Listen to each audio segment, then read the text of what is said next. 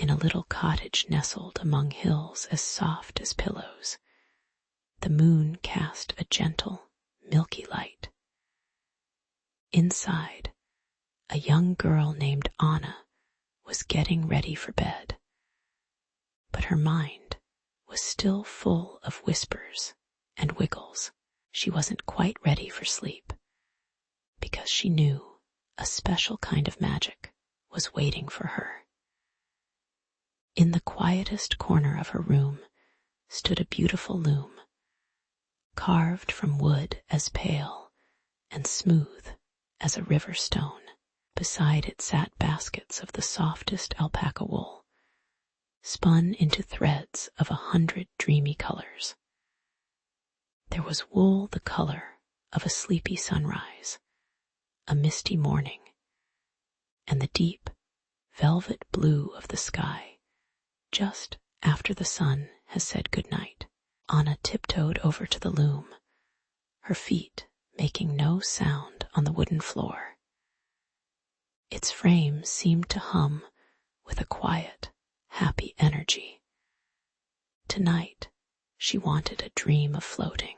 She chose a thread of starlight silver and another the color of a pale, gentle moonbeam.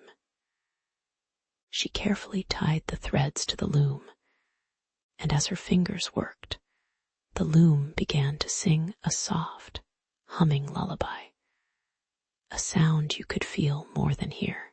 Slowly, so slowly, she began to weave. The silver thread became a gentle, shimmering river flowing across the tapestry. The moonbeam thread wove itself into a tiny boat, shaped like a fallen leaf, ready to float upon that silvery water. As the dream grew on the loom, the air in Anna's room began to feel different, filled with a sweet, shimmery light. She could almost smell the scent of night-blooming flowers and hear the quiet lapping of the woven river. Anna felt her own eyelids growing heavy, as soft and gentle as the alpaca wool in her hands. She imagined dipping her fingers into the cool, sparkling water of the tapestry's river, feeling its magic tingle. She saw herself climbing into the little moonbeam boat, which held her perfectly as it began to drift away from the shore. The boat floated past banks of glowing moss and under willow trees whose leaves were made of soft, green velvet.